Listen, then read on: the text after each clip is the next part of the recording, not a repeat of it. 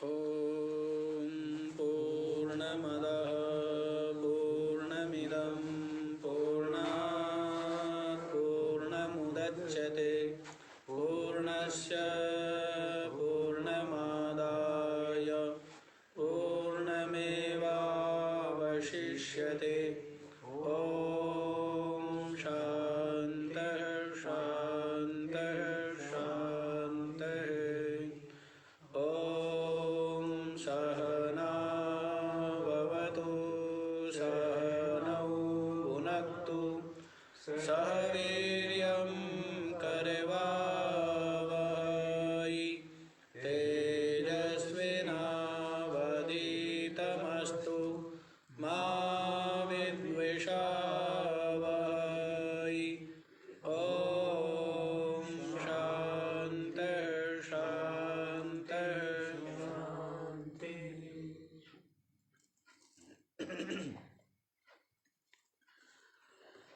हाँ जी, तो कल बतलाया है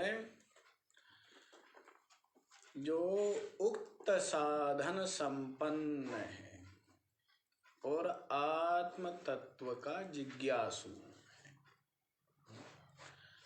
उक्त साधन जो गिना दिए हैं। क्या गिनाए हैं? वो वाली लाइट बंद कर दो, फर्स्ट बटन नीचे से। हाँ जी, मुमुक्षुता।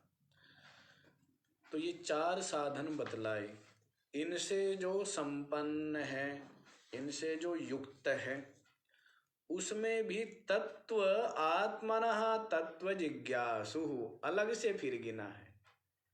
किसको गिना है? जिज्ञासा। जिज्ञासा से अभिप्राय है मोक्ष की तीव्र इच्छा। मोक्ष की तीव्र इच्छा। पहले भी उसको भक्ति से कहा, अलग से उसका परिगणन किया, और यहाँ पर भी विवेक वैराग्य षट संपत्ति के साथ तो गिना ही है, लेकिन अलग से फिर उसको, क्योंकि वो सबसे मुख्य साधन है। तीव्र जिज्ञासा, तीव्र मुमुक्षा, मोक्ष की तीव्र इच्छा। तो ऐसा जो जिज्ञासु है वो प्राज्ञम गुरुम उपसीदेत, है ना?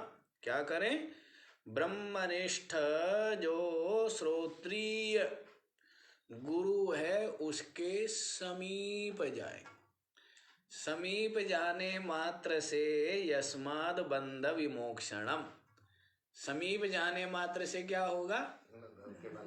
हाँ, जैसे अग्नि की समीपता मात्र से ही शीत दूर हो जाता है, वैसे ही ब्रह्मनिष्ठ श्रोत्रिय ब्रह्मनिष्ठ जो गुरु है उनके सामीप्य मात्र से ही अज्ञान और तज्जन्य जो ताप है, क्लेश है, वो सबके सब शांत हो जाते, भस्म हो जाते। श्रोत्रिय क्या होता है? श्रोत्रिय माने जिसने श्रुति जानते हैं? श्रुति माने वेद, और श्रोत्रिय वैसे श्रुति कान के लिए भी बोलते हैं।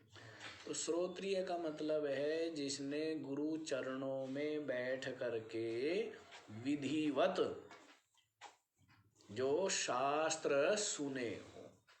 अर्थात ऐसे ही नहीं कि जैसे कोई पुस्तक पढ़ ली और कभी पढ़ ली, कोई इधर की पढ़ ली, कोई उधर की पढ़ ली, ऐसे नहीं। जिसने पूरी विधिवत पहले क्या करके, सेवा आदि करके अपने गुरु को संतुष्ट किया, उसके पश्चात पूरा तप संयम साधना ब्रह्मचर्य युक्त जीवन जिया, और उसके बाद गुरु चरणों में गुरु जब प्रसन्न हुए और उसको जो समझाए है शास्त्र और शास्त्रों का अर्थ, उसको जिसने सुना है। सुनने का मतलब है, क्योंकि सुनना ही पहले पढ़ना क्या था? सुनना ही पढ़ना था। कोई पुस्तक आदि तो होती नहीं थी, है ना? तो गुरु मुख से, इसलिए श्रुतियों में जगह जगह आता है ना, हैं?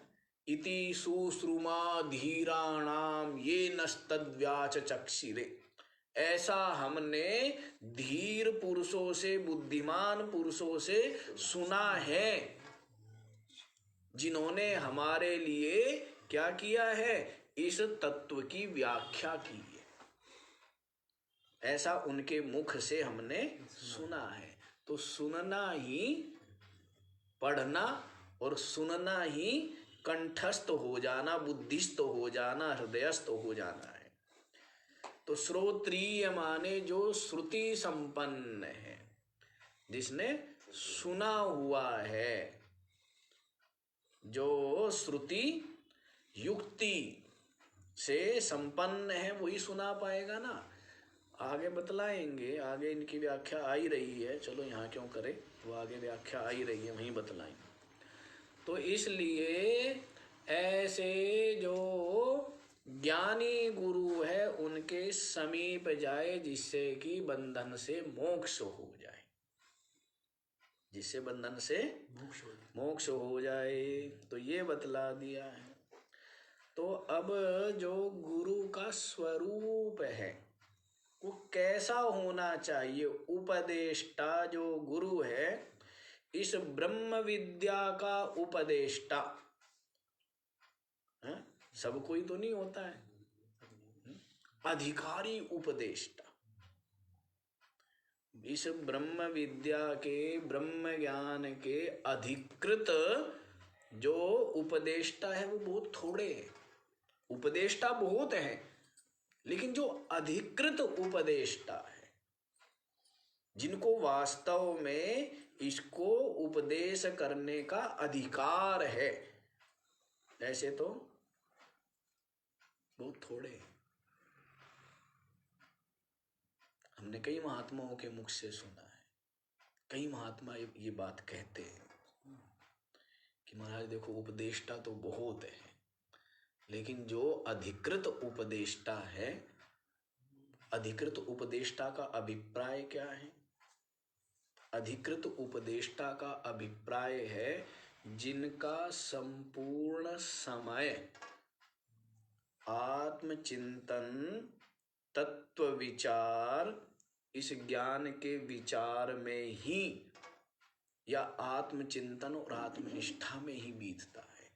जो बाह्य प्रवृत्ति जिनकी सीमित है, बाह्य प्रवृत्ति सीमित है, वही जो है अधिकारी उपदेष्टा है। या फिर वो जो ब्रह्मनिष्ठ है, ब्रह्मनिष्ठा जिसने प्राप्त कर ली है, भले ही उसके पश्चात व्यवहार उसका अधिक भी हो तो भी वो उपदेष्टा है, क्योंकि उसके पास श्रुति भी है, युक्ति भी है, अनुभव भी है। श्रुति युक्ति अनुभव संपन्न जो है वही उपदेश का अधिकारी है। जो अनुभव संपन्न नहीं है वो उपदेश का अधिकारी नहीं। विचार नहीं करते। आजकल तो पुस्तक पढ़ लेंगे, सुन लेंगे, जान लेंगे और कहना शुरू कर देंगे, विचार नहीं करते। पहले महात्माओं के पास लोग जाते थे, हम लोगों की थोड़ी सी अवधारणा रही है ये शुरू से ही कि उपदेश देना हमारी मजबूरी रही है, पर हमने बहुत समय तक अपने आप को उपदेश देने का अधिकारी नहीं माना कि जो उपदेश हम दे रहे हैं यदि वो हमारे जीवन में नहीं है, आचरण में नहीं है, अनुभव में नहीं है, वो हमें कहने का अधिकार नहीं है। मैंने पहले भी बताया होगा कि एक बार एक जगह मैंने मन की एकाग्रता के ऊपर खूब लंबा चौड़ा प्रवचन दिया। उसके पश्चात मैं आश्रम में आया तो मैंने अपने आप से पूछा कि मन की एकाग्रता के ऊपर बोलने का अधिकार है मेरे को या नहीं है। तो मैंने कहा यदि तेरा मन एकाग्र नहीं है, शांत नहीं है, तो तेरा बोलने का अधिकार नहीं है। तो उस विषय को फिर मैंने बहुत समय तक बिल्कुल नहीं बोला। ये शुरू से ही प्रवृत्ति रही है कि जो चीज अपने चिंतन में नहीं, अपने अनुभव में नहीं, उस बात को वाणी से नहीं कहना है। इतना संयम होना चाहिए। लेकिन इन बातों का, जैसे अब सत्य बोलो, सबने सुना है, सब बोलते हैं, सब कहते हैं, वो महत्वपूर्ण नहीं है। यदि सत्य का आचरण, यदि सत्य का अनुभूति आपको नहीं है तो आपको उपदेश देने का यह अधिकार नहीं है। इसीलिए मैं कहता हूं उपदेष्टा के ऊपर बहुत बड़ी जिम्मेदारी होती, बहुत बड़ी जिम्मेदारी होती। हम लोगों के ऊपर पूरी की पूरी परंपरा की जिम्मेदारी है। क्यों? क्योंकि आप सुन रहे हैं और आप हमें पूर्ण मानते हैं। वक्ता को श्रद्धालु श्रोता क्या मानता है? पूर्ण मानता है। और यदि थोड़ा भी हमारे में न्यूनता है, और वो न्यूनता कहीं ना कहीं तो प्रकट होगी, तब आपके मन में क्या हो जाएगी? पूरी की पूरी परंपरा के प्रति अश्रद्धा होगी ना? नहीं होगी। तो एक तरह से हम तो अपने को तो गाली देने के, गाली दिलवाने के कारण बने ही, पूरी की पूरी जो संतों की परंपरा है उसमें भी कहीं ना कहीं कलंक और गाली दिलवाने के अपराधी बने हैं। तो बहुत बड़ी जिम्मेदारी होती है, वक्ता के ऊपर बहुत बड़ी जिम्मेदारी है। इसीलिए मना कर दिया करते थे पहले महात्मा लोग, मत बोलो, प्रवचन मत करो, तब तक ना करो जब तक आचरण में ना हो, मत कहो। वो तो आप लोग एक कहानी सी सुनते ही है ना, कि किसी संत के पास कोई गया, माई बेटे से गुड़ ज़्यादा खाता है, इसको तकलीफ है गुड़ खाने से। उन संत ने कहा फिर आना है। तो कई दिनों बाद बुलाया, फिर कहा कि गुड़ नहीं खाना चाहिए। वो माही कहने लगी, महाराज जी पहले भी कह सकते थे। तो संत कहने लगे, पहले कैसे कह सकता था? क्योंकि मैं स्वयं गुड़ खाता था। तो इन सब बातों का विचार न करने से क्या होती है? पूरी की पूरी जो व्यवस्था है, या गुरु शिष्य परंपरा है, या धर्म का जो मार्ग है, वो क्या होता है? मलिन हो जाता है, वो अशुद्ध हो जाता है। तो बहुत जिम्मेदारी है, साधारण जिम्मेदारी नहीं है, बहुत बड़ी जिम्मेदारी होती है। ऐसे नहीं कि कहीं से सुन लिया, पढ़ लिया और कह दिया, कोई महत्व नहीं है, कोई महत्वपूर्ण नहीं है वो बात। अनुभव महत्वपूर्ण है।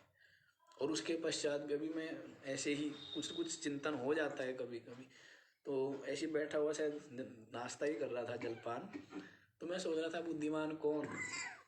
ऐसे ही साधारण व्यवहार में मैंने कहा जो केवल सुने, जो केवल सुनता हो बुद्धिमान, जो बोलता हो वो बुद्धिमान नहीं। सुनने की सामर्थ्य जिसमें जितनी अधिक हो, जैसे वो गहरा तालाब जितना गहरा होगा उतना ही क्या आएगा उसके अंदर? जल आएगा ना, उतना ही वो जल निधि कहलाएगा। तो वैसे जो केवल सुनता रहे, सुनता रहे, सुनता रहे, बोले ही नहीं, इसमें भी अपने संयम का पता लगता है। कई बार हम किसी महात्मा को बोल देते बोलिए, कई बार वो गलत भी बोल देते हैं, प्रक्रिया गलत भी समझा देते थे, पर हम नहीं बोलते थे कभी, हमने कभी नहीं टोका कि नहीं जी ऐसे नहीं ऐसे है। क्यों? क्योंकि उससे भी हमें अपने धैर्य का पता लगता है कि कितना धैर्य है। तो हर जगह देखना पड़ता है, अपने चित्त पर दृष्टि रखो। और आप तो चित्त से भी ऊपर उठ के अब किस पे दृष्टि रखो?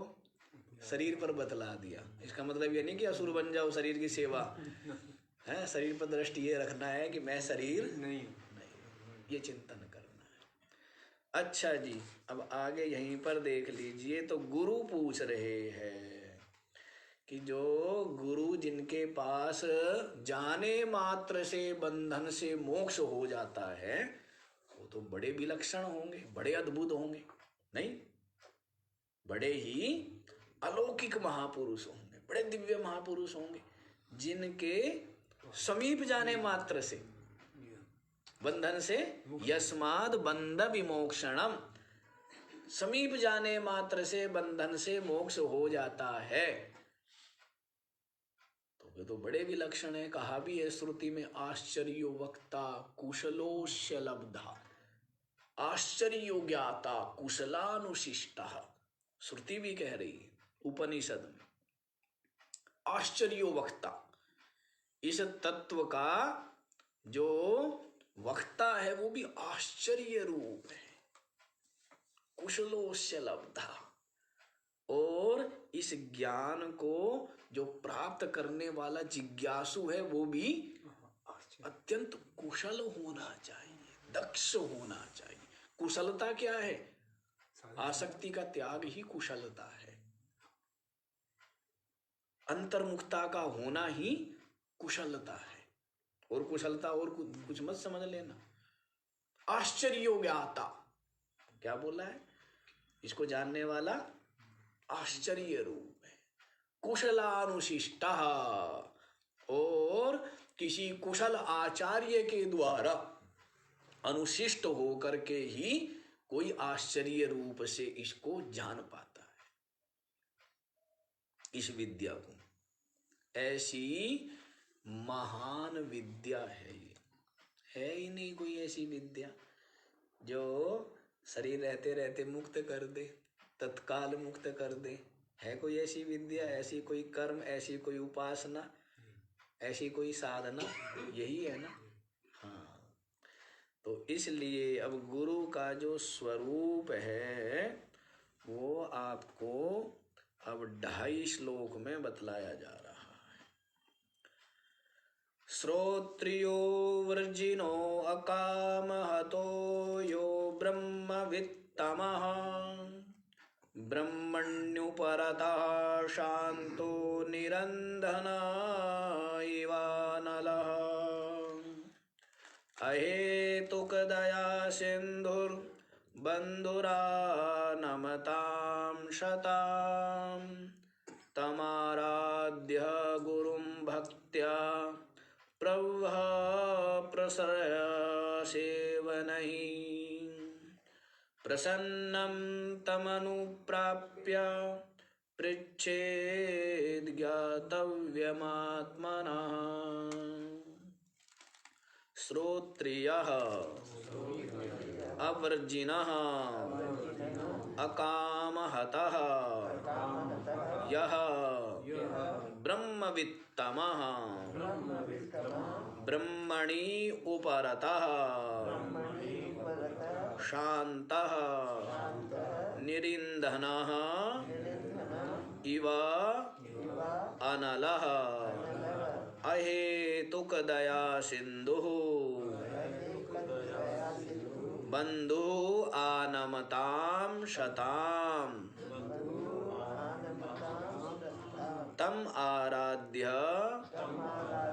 गुरुं भक्त्या प्रवह प्रसरय सेवनैः प्रसन्नं तम् अनुप्राप्य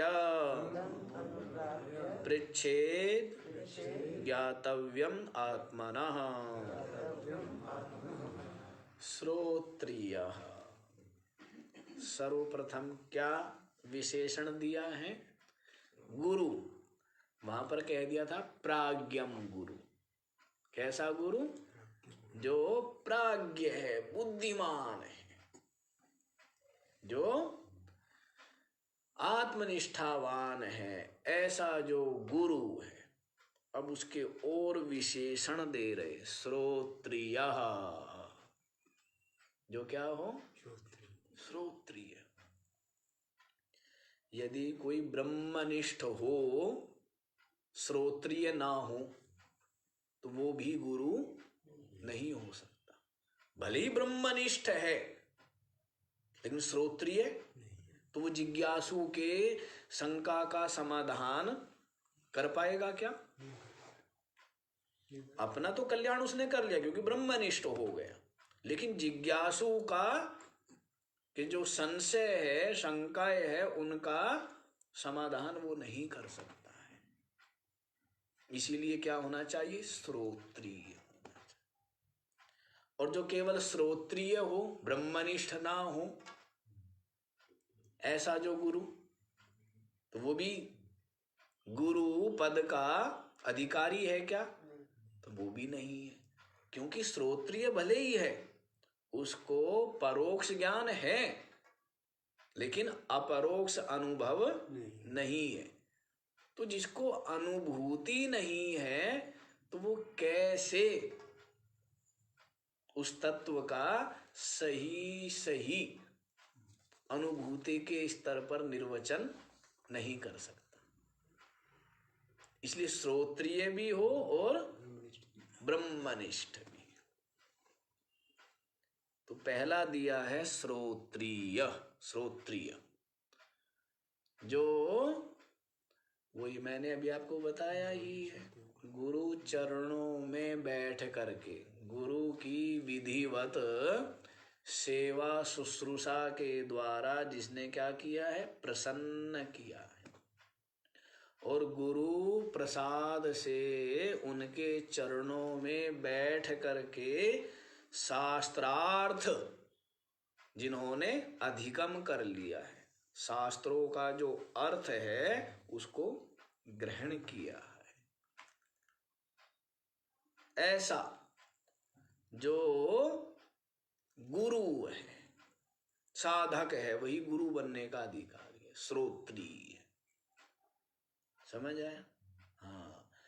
तो क्या किया? श्रवण किया, गुरु की युक्तियों के माध्यम से गुरु ने सब संशय शंका प्रश्न मिटा दिए, और फिर आत्मचिंतन श्रुति युक्ति के का अवलंबन लेकर के किया, तो आत्मनिष्ठा से संयुक्त जो हो गया वो ब्रह्मनिष्ठ हो गया, आत्मनिष्ठ हो गया। तो पहला हुआ श्रोत्रिय, जो क्या हो? श्रोत्रिय। अव्रजिनः, दूसरा क्या बताया है? अव्रजिनः। व्रजिन माने पाप, वृजिन माने पाप, और जो पाप रहित हो, जो क्या हो गया हो? निष्पाप हो गया। निष्पाप होने का मतलब क्या है? निष्पाप होने का मतलब ही है कि जिसको आत्मा का अपरोक्ष अनुभव हो। क्योंकि ये पाप पुण्य धर्म अधर्म आदि कहाँ रहते हैं? चित्त। कहाँ रहते हैं? चित्त में रहते हैं ना, आत्मा में नहीं रहते हैं। तो निष्पाप कहने का मतलब हुआ कि जो अपनी आत्मा में स्थित है उसको निष्पाप कहेंगे। और जो देह आदि है, शरीर आदि, जैसे अब ये शरीर है तो मलिन ही रहेगा, तो निर्मल हो नहीं सकता है। वैसी अंतःकरण है, वो तो चंचल भी रहेगा, और संस्कारों का विचारों का पुंज ही है, उसी का नाम अंतःकरण है, तो वो भी रहेगा। तो इसलिए उसमें तो धर्माधर्म पाप पुण्य यदि प्रारब्ध और क्रियमाण के नहीं है तो भी संचित के तो है ना। संचित, क्योंकि संचय किसने किया है? इस चित्त से ही तो संचय करता आया है। तो इसलिए वो तो पूरी तरह निस्ताप निष्पाप हो ही नहीं सकता चित्त। ये बात अलग है कि चित्त अचित्त भाव को प्राप्त हो गया हो। चित्त क्या हो जाता है? अचित्त हो जाता है। जो आत्मनिष्ठ है उसका चित्त अचित्त भाव को प्राप्त हो गया, अर्थात वृत्ति जो है अपने स्वरूप को ही विषय करती है, अपने स्वरूप में ठहरी हुई है। उसके पश्चात शरीर भी है ज्ञानी का, इंद्रिया भी है, चित्त भी है, लेकिन फिर वो अलग तरह से है। फिर क्या है? अलग तरह से है। जैसे अभी तो इसको आप मेरा मानते हो, और जब ये किसी और को दे दिया है तब ये क्या हो गया? अब इसमें जो मेरापन की अनुभूति थी और अब जो मेरेपन की अनुभूति नहीं है, ये आप समझ रहे हैं ना? नहीं? तो वैसे ही जो पहले शरीर था, शरीर में मैं, इंद्रियों में मैंपन और अंतःकरण में मैं पना था, अब वो मैं पना नहीं रहा, जैसे मकान बेच दिया है, पैसे ले लिए हैं, तो फिर कुछ भी नुकसान उसका कुछ नहीं। अरे उस पे तो कब्जा कर लिया किसी ने, चिंता आपको होती है? ना, अरे वो तो गिर गया है, चिंता आपको होती है? कोई नहीं, हैं? मेरा समझा नहीं। अरे वो तो जीर्ण शीर्ण खंडर हो गया है, चिंता आपको होती है? नहीं होती है ना। वैसे तो पहले जिस शरीर में मैं और मेरापन था, इंद्रियों में मैं और मेरापन था, अंतःकरण में मैं और मेरापन था, अब वो नहीं रहा। नहीं रहा है। तो न रहने से फिर बस केवल ये अलग प्रकार से प्रारब्ध लेश, अविद्या लेश से प्रारब्ध के अनुसार व्यवहार हो रहा है इनके द्वारा। वो साक्षी भाव में विराजमान है। स्वयं क्या है? स्वयं तो वह अपने आत्मा में विराजमान है। जैसे आप कंबल में बैठे हुए हैं, रिजाई में बैठे हुए हैं, और बाहर वर्षा हो रही है, खूब सर्दी पड़ रही है, तो आप निर्भय है ना, निश्चिंत है ना, उससे कोई किसी प्रकार का आपको स्पर्श हो सकती है क्या वो? तो वैसे ही जो आत्मा में ही आत्मबुद्धि जिसकी, आत्मा का अपरोक्ष जिसको है, तो उसके देह इंद्रिया अंतःकरण में प्रारब्धानुसार जो भी वर्ते या ना वर्ते, तो उसको उनसे कोई संबंध नहीं। समझ आया? तो ये बात है। तो इसलिए जो अव्रजिनम कहा है, अव्रजिना, कि वो निष्पाप है। तो निष्पाप तो ऐसे अपने आप ही हो गया है कि चित्त में जिसका मैं बुद्धि नहीं है, अर्थात जीव भाव गलित तो हो गया। निष्पाप का मतलब हो गया, क्योंकि जीव ही तो मानता है कि मैं पापी हूं, मैं पुण्यात्मा हूं। कौन मानता है? और जो पाप पुण्य से रहित हो गया, तो मतलब क्या है? वो आत्म भाव में विराजमान है, आत्म भाव में विराजमान है। इसलिए अव्रजिना अकामहतः, और जिसका चित्त जो है कामनाओं से शून्य है, जिसके चित्त में किसी प्रकार की कामना नहीं है, किसी भी प्रकार की।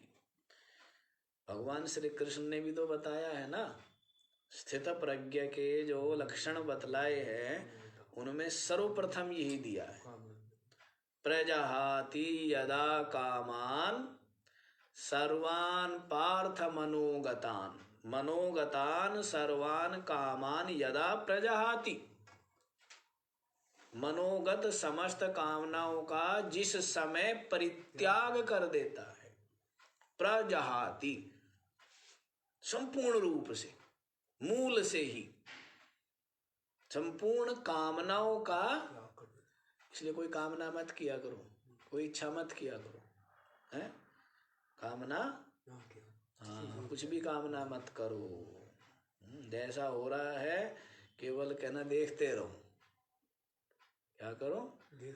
केवल देखते रहो, और यथा योग्य जो कर्म है, पुरुषार्थ है, वो कर दो, लेकिन कामना नहीं करनी है। कुछ ना कुछ संकल्प करता रहता है, ऐसा हो तो अच्छा हो, ऐसा ना हो तो अच्छा हो।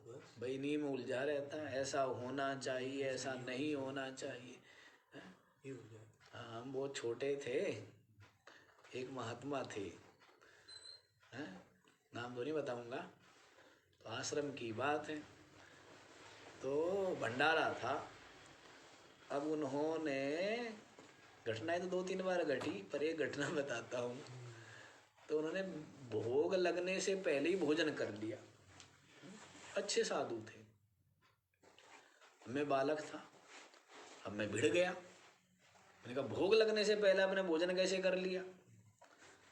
हैं? ऐसा नहीं करना चाहिए, ऐसा नहीं करना चाहिए, ऐसा नहीं करना चाहिए। वो महात्मा कहने लगे, अरे चाहिए ही तो छोड़नी है, हैं? ये होना चाहिए और ये नहीं होना चाहिए, चाहिए ये तो छोड़नी है, हैं? अब उस समय तो हम बालक थे, हम कहाँ सुनने वाले, कहाँ समझने वाले, हैं? तो कहते चाहिए, चाहिए छोड़ दो, चाहा, है ना? ये जो कामना है कि ऐसा हो, ऐसा ना हो, है ना? तो इस तरह अकामहतः, जो कामना शून्य है उसी को क्या बोला है? स्थित प्रज्ञ भी कहा है। उसी की तो प्रज्ञा स्थित होगी।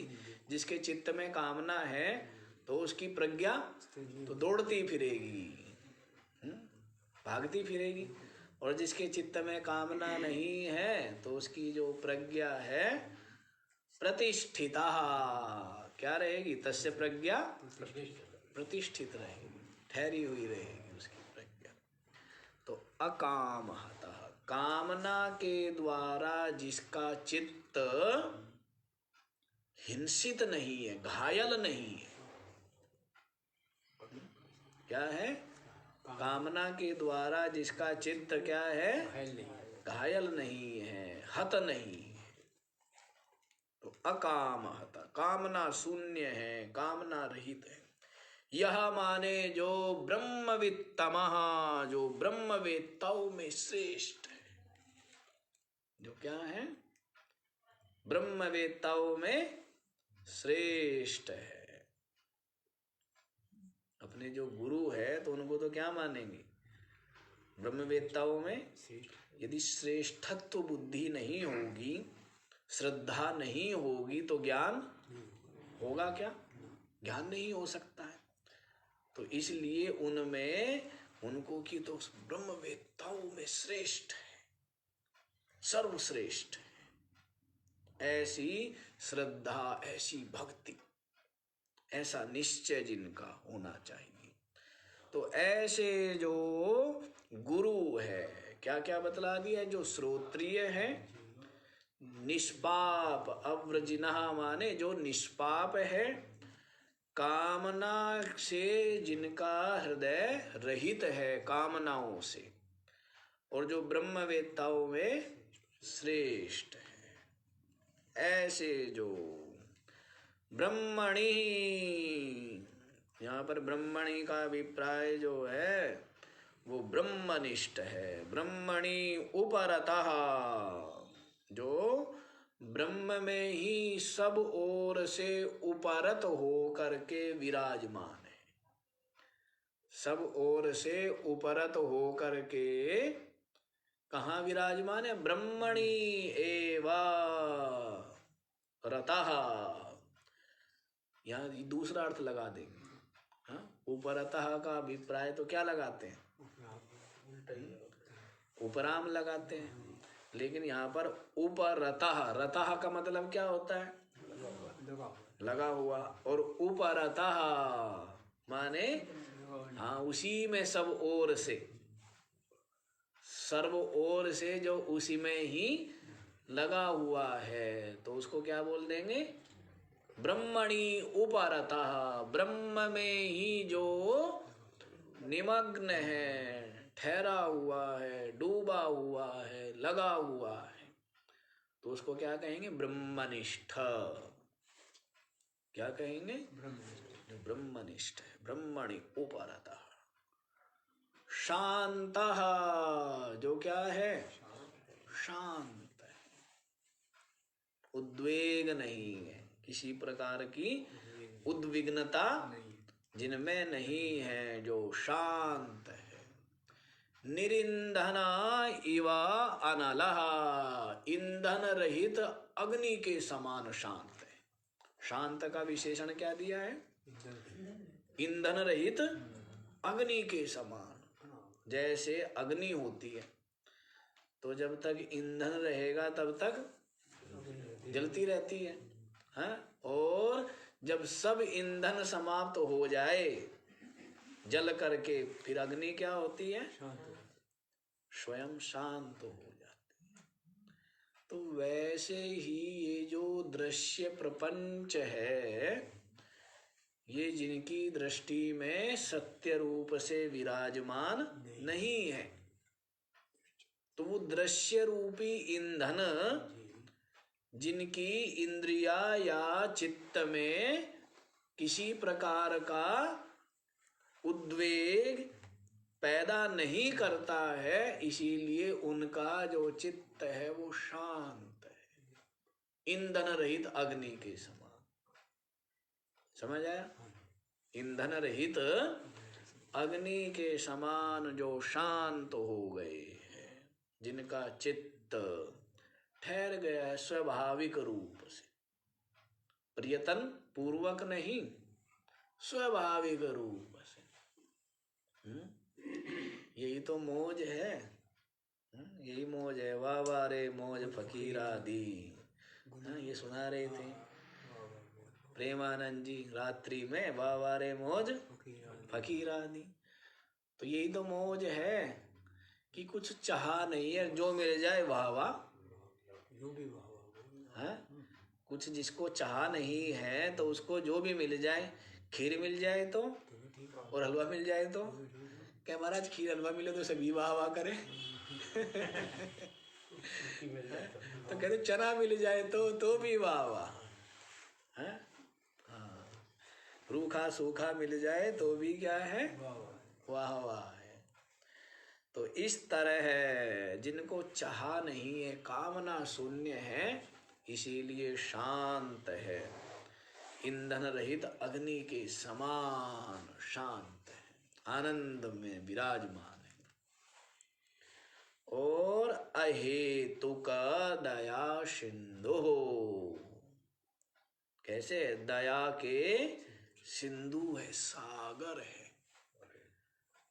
इतनी दया का सागर उनके पास भरा हुआ है कि संपूर्ण जीव मात्र को, सबके सब उनकी दया के सागर में स्नान कर सकते हैं, पान कर सकते हैं। समझ आया? दया के सागर है, जीव मात्र, मनुष्य मात्र नहीं, जीव मात्र। और जीव में आपके क्या आ गए हैं? सब आ जाते हैं। पशु पक्षी तो आते ही हैं, साथ ही साथ असुर और देव भी आ जाते हैं। तो जो सब पर दया करता है, जो सब पर दया करता है, उसके लिए सबके सब दया के पात्र है। जो साधक है ना, साधक को अपना हृदय तब ये समझना चाहिए कि निर्मल हो गया जब, चलो ज्यादा नहीं तो कम से कम जो कुछ दृष्ट जीव है, सबके प्रति दया का भाव जब आपके हृदय में हो, तब आप समझना चाहिए कि आपका हृदय निर्मल हो गया। तो इसका मतलब क्या है? न मोह रहा, न स्वार्थ रहा, न आसक्ति रही। वही उसी के हृदय में हो सकती है सबके प्रति करुणा। जो मोहग्रस्त है वो सबके प्रति करुणा नहीं कर सकता। और उसकी करुणा यदि है, दया है भी, तो वो सम नहीं है, विषम है। कहीं ज्यादा मोह है ना, तो मोह का मतलब क्या है? वहां पर और दूसरों में कम है, परिवार में ज्यादा, तो इसीलिए मोह है। तो जो सबके प्रति, जीव मात्र के प्रति जिसके हृदय में दया भाव हो, करुणा हो, प्रेम हो, तो समझना चाहिए उसका हृदय निर्मल हो। किसी के प्रति भी द्वेष, ईर्ष्या आदि का भाव नहीं। चाहे वो सर्प है, चाहे बिच्छू है। अब लोगों की स्थिति तो ऐसी है, सर्प दिख जाए तो लोग सोचते हैं इसको तो मारना हमारा कर्तव्य है, ऐसा सोचते हैं लोग। सर्प को मारना तो हाँ, तो ऐसी दृष्टि, ऐसी बुद्धि है। चाहे सर्प है, चाहे बिच्छू है, चाहे शेर है, सबके सब दया के पात्र हैं। विचारवान के लिए, ज्ञानी के लिए या जो साधक है उसके लिए तो सबके सब दया के पात्र है, वो सब पर दया करता है। एक आता है ना राजा का, वो राजा का नाम भूल गए, शायद शिवी था या कौन थे, ध्यान नहीं है। तो वो कहते हैं ना तो हम काम ये राज्यम ना स्वर्गम ना पुनर्भवम, काम ये दुख तप्ता नाम प्राणी नाम अर्ति नाशनम। मैं कुछ नहीं चाहता हूं ना, तो हम कितनी ऊंचा आदर्श है, आप कल्पना भी नहीं कर सकते कितना ऊंचा आदर्श है। ना तो हम काम ये राज्यम, राज्य मेरे को नहीं चाहिए, ना स्वर्गम, स्वर्ग भी नहीं चाहिए, ना पुनर्भवम, मोक्ष भी नहीं चाहिए। लेकिन मोक्ष से अभिप्राय सापेक्ष मोक्ष ही लगा लेना। काम ये दुख तपता नाम प्राणी नाम अर्तिनाशनम, मैं तो केवल ये चाहता हूं जो दुख से तप्त है बेचारे जीव, उन सब के दुख दूर हो जाए, कष्ट दूर हो जाए, और उन सब के कष्ट मुझे मिल जाए, मैं भोग लूं। इसमें कई महात्मा लोग थोड़ा विनोद भी करते हैं। तो भगवान कहते हैं कि भाई तप किया, राजा ने तप किया और कहा महाराज मैं सबके हृदय में मैं रहूं, सबके हृदय में मेरा निवास हो जाए। तो भगवान कहने लगे भाई सबके हृदय में तो मैं बैठा हुआ हूं।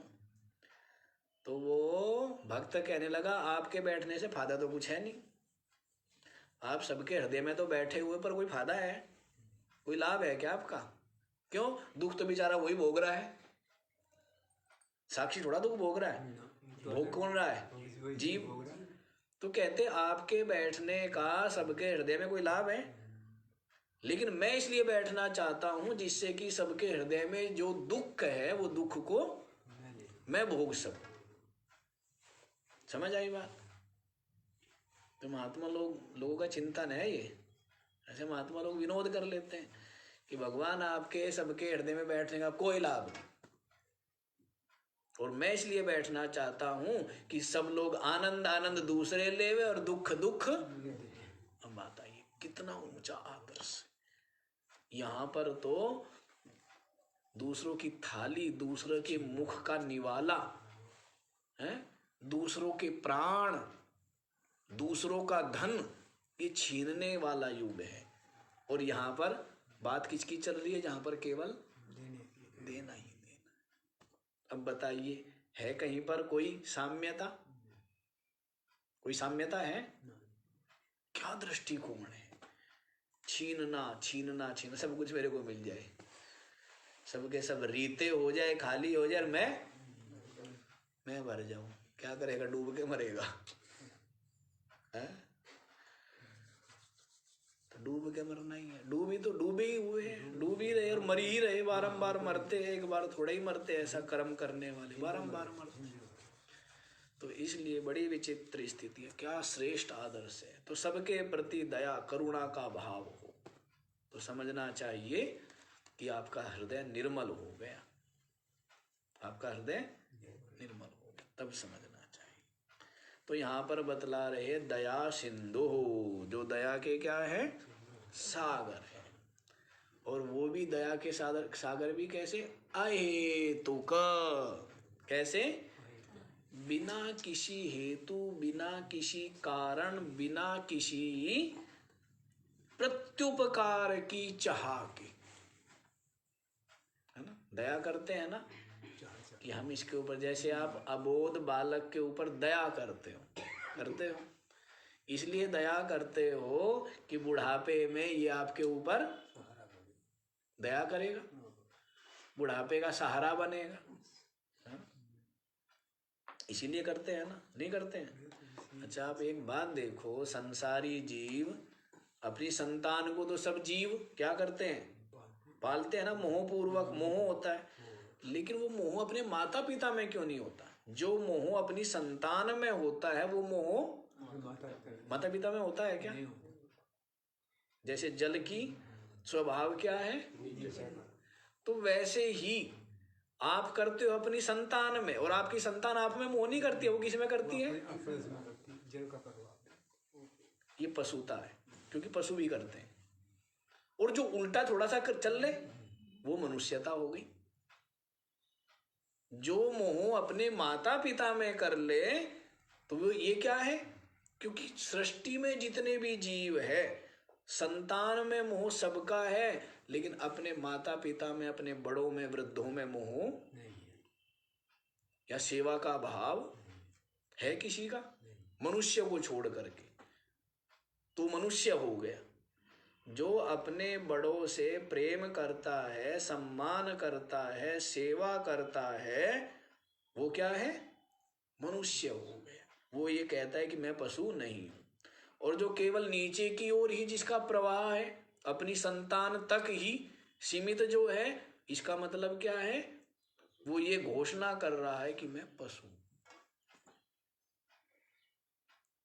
तो आप देख लीजिए, तो बड़ों में तो नहीं होता ना, बड़ों में हो तो यही मनुष्यता है। तो छोटों में क्यों होता है? स्वार्थ के कारण होता है, और कोई कारण नहीं है। संतान में मोह क्यों है आपका? काम आएंगे। बूढ़ों में मोह क्यों नहीं है? जो निकालना था निकाल लिया, अभी में कुछ है नहीं। हाँ, कोई आशा नहीं है ना। अब तो इनकी करना पड़ेगी। करना तो संतान का भी पड़ रहा है, पर ये हमारा करेंगे। और बूढ़े का अब कुछ नहीं, अब तो बस इसका खाली करना ही करना है। कोई सुना रहा था ना बूढ़े, अच्छा वो महात्मा गा रहा था सुबह वो शब्द वाणी लगा रखी थी ना, कि भजन हरि का करा नहीं, अब कुणबे को सिर पे धर ले, भजन हरि का करा नहीं। तो ऐसे करके आया। तो यदि संतान का भी कर रहा है तो उसमें स्वार्थ है, मोह है। अब बड़ों का नहीं कर रहा है तो उसमें स्वार्थ और मोह नहीं है। तो यहां पर क्या बतला रहे? दया के सिंधु तो है, लेकिन अहेतुक दया सिंधु। कोई हेतु नहीं, कोई निमित्त नहीं है, किसी कारण से नहीं, किसी स्वार्थ या लोभ या आशा से नहीं। जीवों पर जो दया करते हैं आशा लेकर, कोई स्वार्थ लेकर या किसी और प्रकार की चाह रखते हुए, ऐसा नहीं। अहेतुक दया सिंधु, बिनु कृपई, वो क्या है ना, बिन कारण जो द्रवहि दीन। हाँ, बिन कारण जे द्रवहि दीन पर राम सरिस हो नहीं। मुझे कंबल डालना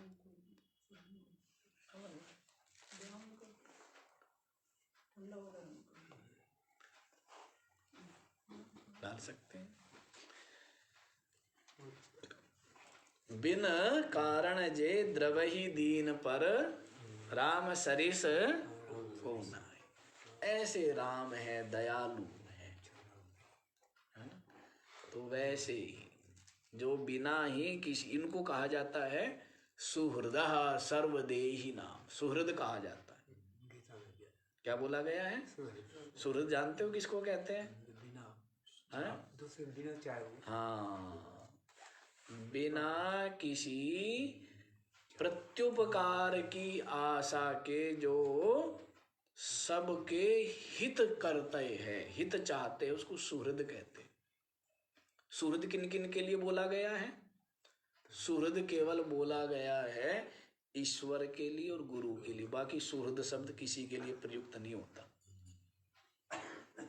सुहृद शब्द जो है वो किसी के लिए प्रयुक्त नहीं होता है, क्योंकि संसार में जितने भी बाकी लोग आपसे प्रेम करते हैं तो कुछ ना कुछ उनका स्वार्थ होता है। सुहृद सर्वभूतानां सर्वलोक महेश्वर। तो सुहृदः आगे आता है, भागवत में आता भी है संत के लक्षण में, तो वहां पर ये आता है सुहृदः सर्वदेहिनां। जो संपूर्ण प्राणधारी है उनके सुहृद है, उनका सबका मंगल चाहने वाले हैं। दबा दिए जाएंगे कंबलों से। हाँ? वो महात्मा कहते थे, एक महात्मा कहते थे सर्दी के लिए, कहते थे, वो बूढ़े महात्मा थे, यहाँ केवलानंद महात्मा, बहुत बूढ़े थे, बड़े अच्छे साधु थे, विरक्त बिल्कुल। वो कहते थे कि जवान को हम छेड़त नहीं, वो कैसे ऐसे कुछ करके बोलते थे, लल्लन को हम छुअत नहीं, जवान लगे मारे भैया, और बूढ़न को हम छोड़त नहीं, हाय करे चे दैया। सर्दी है? लल्लन को हम छुअत नहीं, है लल्लन छोटे बच्चे, क्या उनको तो हम छूते भी नहीं है, सर्दी कहती है। जवान लगे हमारे भैया, और जो जवान है वो हमारे, और बूढ़न को हम छोड़त नहीं, हाय करे चे दैया। बूढ़ों को हम छोड़ेंगे नहीं, चाहिए अब हाय हाय करो, चाहे हाय दैया करो। हाँ। अच्छा जी, तो अहेतु दया सिंधु सुहृदः सर्वदेहिनां, तो बिना ही किसी हेतु के जो अकारण ही सब पर दया करने वाले, क्योंकि क्यों दया करने वाले हैं? एक तो सबके आत्मरूप हो गए। क्या हो गए हैं? सबके आत्मरूप हो गए, इसीलिए दया करते हैं। और दूसरा जो है वो अपने को तो मुक्त रूप आत्मरूप अनुभव कर लिया है, लेकिन ये देखते कि ये तो बेचारे संसारी जीव है, शरीर को संसार को सत्य मानने वाले, इनका भी मंगल हो, ये भी आसक्ति छोड़ करके और देहाध्यास छूट करके ये भी अपने आत्म भाव में विराजमान हो जाए, क्योंकि इससे बड़ी दया कुछ कोई और नहीं है।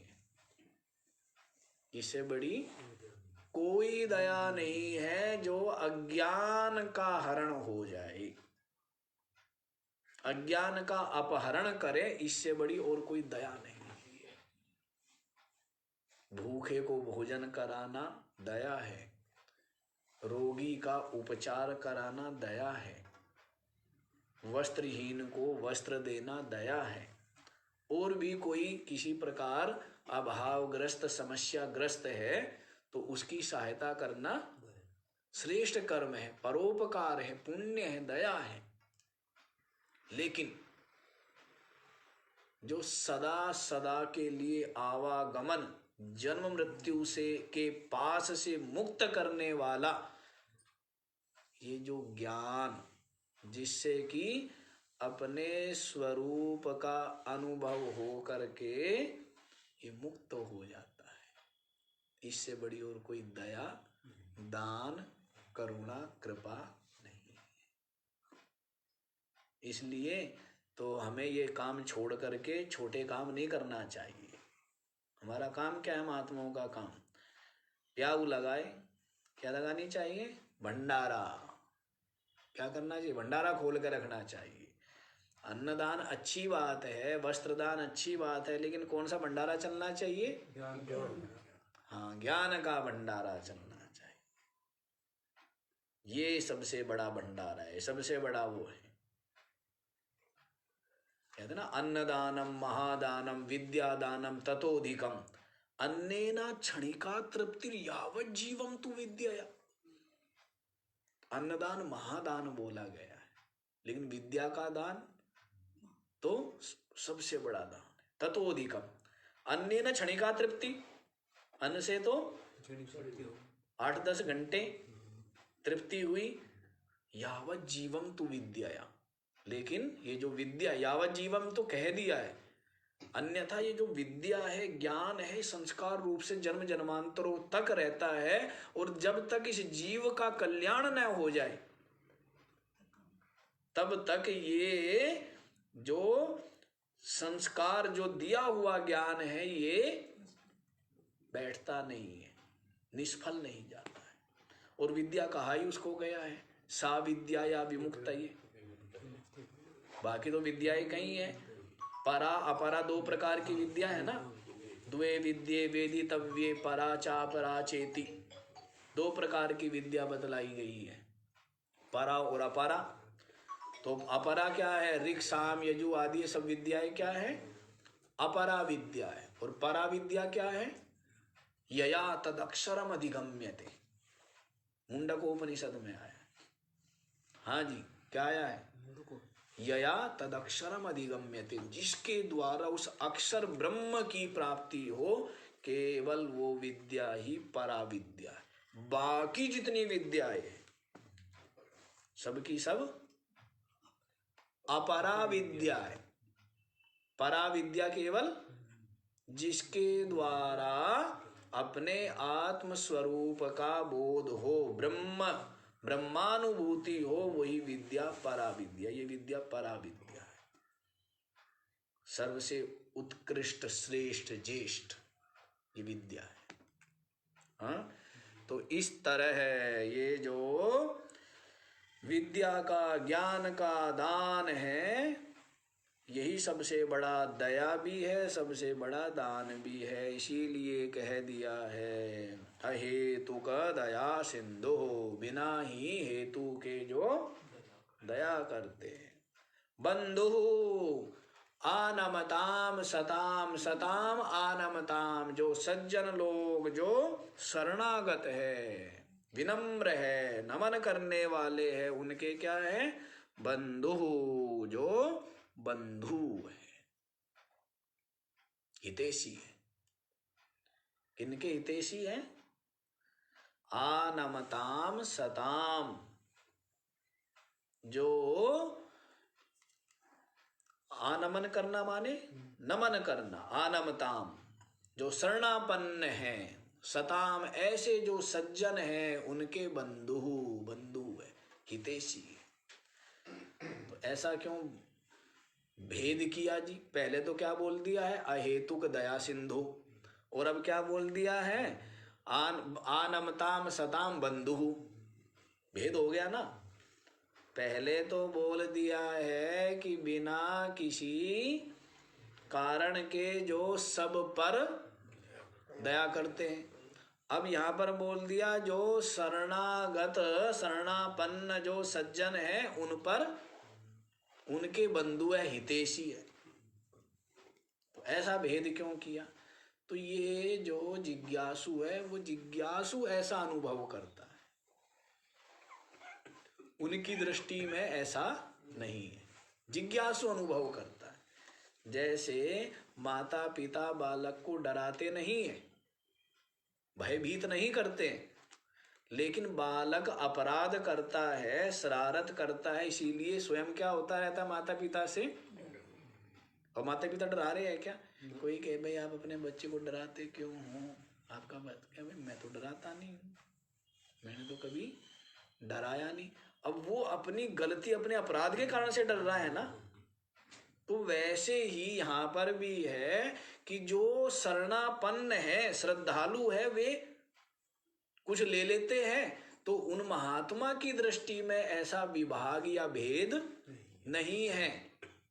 वो तो सबके लिए समदृष्टि है, श्रद्धालु के लिए भी और अश्रद्धालु के लिए भी। श्रद्धालु जो है वो कुछ ग्रहण कर लेता है, और अश्रद्धालु जो है वो ग्रहण नहीं कर पाता है। तो उसमें दोष किसका है? बारंबार आपको कहता हूँ, वर्षा होती है, पत्थर के ऊपर भी होती है, भूमि के ऊपर भी होती है। अब पत्थर कुछ नहीं ग्रहण कर पाता, तो उसमें दोष वर्षा का है क्या? है? और जलाशय भर जाता है पूरा का पूरा, तो उसमें कोई पक्षपात किया वर्षा ने कि जलाशय तो भर गया और पत्थर को?